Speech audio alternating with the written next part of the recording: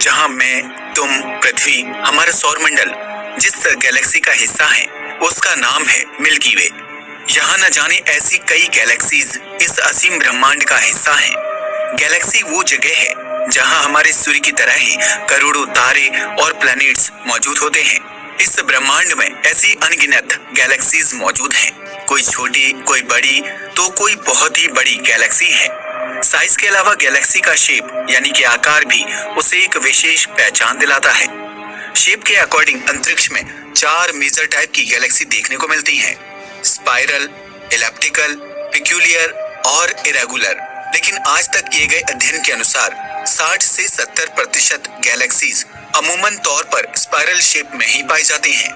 मतलब spiral shape में पाई जाने वाली गैलेक्सी सबसे ज्यादा कॉमन होती हैं।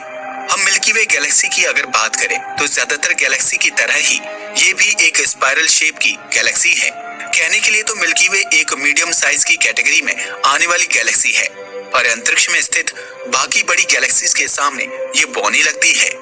हमारी मिल्की वे का डायमीटर यानी कि एक छोर से दूसरे छोर का अंतर लगभग 1 लाख लाइट ईयर्स यानी कि प्रकाश वर्ष है। इसकी तुलना अगर हमारी पड़ोसी गैलेक्सी एंड्रोमेडा से करें तो ये मिल्की वे से लगभग 2 गुना बड़ी है।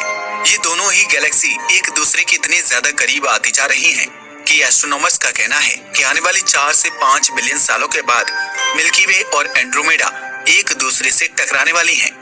लेकिन अनफॉर्चुनेटली मैं, तुम या आज के वक्त का कोई भी इंसान इस अविश्वसनीय खगोलीय घटना का गवाह बनने के लिए जिंदा नहीं रहेगा। जब ये घटना घटेगी तब तक हमारे सूर्य की भी उम्र हो चुकी होगी, जिससे ये एक सुपरनोवा विस्फोट को अंजाम देगा और खत्म हो जाएगा। खुद के साथ ही ये पूरे सौरमंडल को भी अपने आगोश में ले लेगा, जिससे पृथ्वी का भी अंत हो जाएगा और इंसानी सभ्यता का नामो निशान मिट जाएगा। हाँ, तब तक अगर इंसानों ने ऐसी टेक्नोलॉजी विकसित कर ली जिससे प्रकाश की गति से या उससे भी ज्यादा तेजी से ट्रेवल किया जा सकता हो, तब तो इंसान कोई ना कोई हैबिटेबल प्लैनेट ढूंढ ही लेगा जिस पर इंसानी सभ्यता को बसाया जा सकता है। धरती पर मौजूद सारे इंसानों को तो वहां पर पहुंचा पाना नामुमकिन होगा, पर कुछ इंसानों को पहुंचाकर इंसानी सभ्यता का नामो निशान मिटाने से तो बचाया ही जा सकता है। एंड्रोमेडा और मिल्की वे गैलेक्सी के टकराव से क्या कुछ होगा, क्या कुछ बदल जाएगा, ये सब जानने में अगर आपको कोई इंटरेस्ट है तो कमेंट करके बताइएगा। अगर कमेंट में अच्छा रिस्पांस मिला तो हम इस पर जल्द ही वीडियो लाएंगे, तो जल्दी से कमेंट करके अपना इंटरेस्ट जाहिर कीजिए। खैर, एंड्रोमेडा और मिल्की वे की टक्कर तो कई बिलियन सालों बाद होने वाली है। आज की अगर बात करें तो वैज्ञानिक हर रोज या कहें हर घंटे अंतरिक्ष से जुड़ी किसी न किसी घटना की खोज करते ही रहते हैं।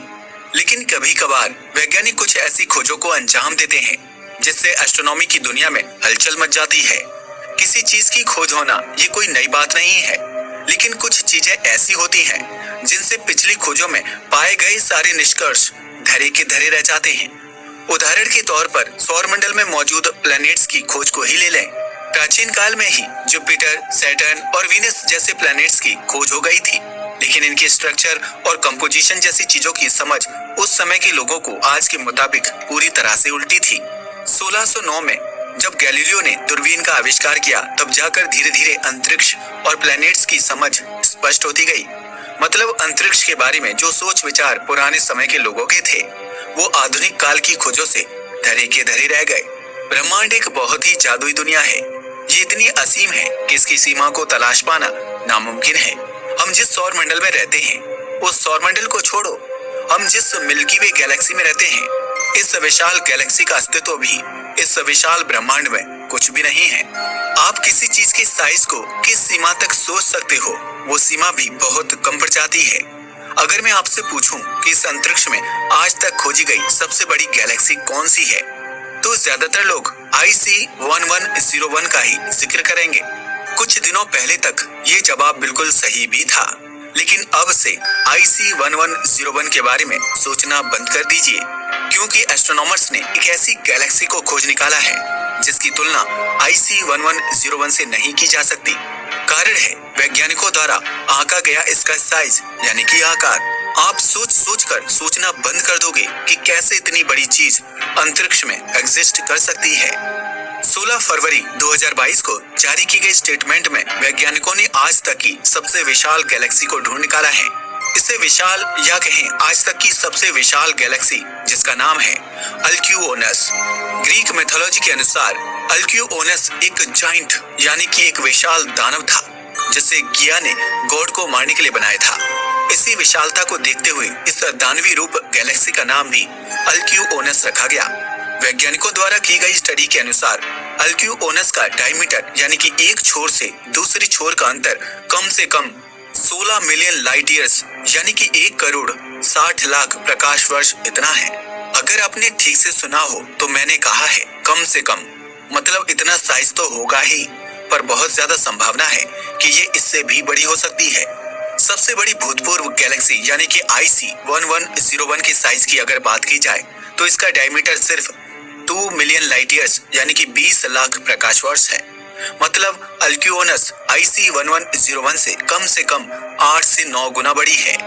वैसे IC1101 का 20 लाख लाइट ईयर्स का अंतर भी कुछ कम नहीं है, इसलिए इसको सिर्फ कहना गलत होगा, क्योंकि हमारी मिल्की वे तो इससे कई गुना छोटी है। जहां IC1101 की तुलना ही अल्क्यूओनस से नहीं की जा सकती, तो मिल्की वे के साथ इसकी तुलना करना तो एक प्रकार की मूर्खता है। लेकिन मूर्खता की सीमा को लांघते हुए अगर इसकी तुलना कर भी लें तो कहा जाता है कि अल्क्यूओनस के एक छोर से दूसरे छोर तक 100 से ज्यादा मिल्की वे गैलेक्सी आराम से फिट बैठ सकती हैं। लेकिन इन सब में एक बात ध्यान में रखने वाली है, साइज में भले ही IC1101 अल्क्यूओनस से छोटी हो, पर गैलेक्सी में मौजूद तारों के हिसाब से IC1101 अल्क्यूओनस से कोसों आगे है। मतलब IC1101 में अल्क्यूओनस की तुलना में कई गुना ज्यादा तारे मौजूद हैं। अब तारों की बात हो ही गई है तो बता दें कि जहां हमारी गैलेक्सी मिल्की वे में 100 से 400 बिलियन तारे होने का अनुमान लगाया जाता है, तो वहीं IC1101 में 100 ट्रिलियन से भी ज्यादा तारे होने का अनुमान है। वैसे बिलियन कुछ कम नहीं होते, पर ट्रिलियन के सामने ये कुछ भी नहीं है। खैर, ये जानकारी आपको बतानी इसलिए जरूरी थी ताकि अल्क्यूओनस को आप सही तरीके से समझें। पृथ्वी से तकरीबन 3 बिलियन लाइट ईयर्स यानी कि 300 करोड़ प्रकाश वर्ष की दूरी पर स्थित इस गैलेक्सी की खोज यूरोप में मौजूद लो फ्रीक्वेंसी एरे यानी कि लोफर इस रेडियो टेलीस्कोप के नेटवर्क ने की है। जब एक सुपरमैसिव ब्लैक होल में से प्लाज्मा 2 दिशाओं में पंछी के 2 पंखों की तरह निकलता दिखाई दिया। पहले तो ये बहुत ही धुंधला था, इस वजह से दिखाई नहीं दिया, लेकिन जब ये बहुत ज्यादा ग्लो करने लगा तब जाकर वैज्ञानिकों ने इस गैलेक्सी को डिटेक्ट कर लिया। दरअसल ब्लैक होल में से कुछ तो ऐसी चीज निकलती है जो हीट की वजह से डिसॉल्व होके प्लाज्मा में बदल जाती है। इस प्रक्रिया में प्लाज्मा बहुत ज्यादा ग्लो करता है यानी कि चमकता है, जिस वजह से हम हाईटेक रेडियो टेलीस्कोप से उन्हें डिटेक्ट कर पाते हैं। वैज्ञानिक इस गैलेक्सी की खोज के बाद से ही इसके इतने मैसिव साइज से हैरान हैं। पहली बार में तो वैज्ञानिकों को लगा कि इसके सेंटर में मौजूद ये मैसिव ब्लैक होल या ह्यूज अमाउंट में मौजूद स्टार डस्ट या फिर बहुत ज्यादा पावरफुल जेट स्ट्रीम्स वो वजह हो सकते हैं जिनसे इसका साइज इतना ह्यूमंगस यानी कि विशालकाय है। लेकिन ये फीचर्स तो बाकी रेडियो गैलेक्सीज में भी आम बात है, और इसी सवाल का जवाब ढूंढने हेतु वैज्ञानिक इसकी और ज्यादा डीप स्टडी कर रहे हैं। कहा जाता है कि इस विशाल ब्रह्मांड में हर एक गैलेक्सी एक दूसरे से जुड़ी हुई है, जिसे कॉस्मिक वेव कहते हैं। वैज्ञानिकों का मानना है कि अल्क्यूओनस गैलेक्सी की डीप स्टडी करने से कॉस्मिक वेव थ्योरी के बारे में भी बहुत कुछ पता चल सकता है। इस नई खोज से गैलेक्सी को समझने की हम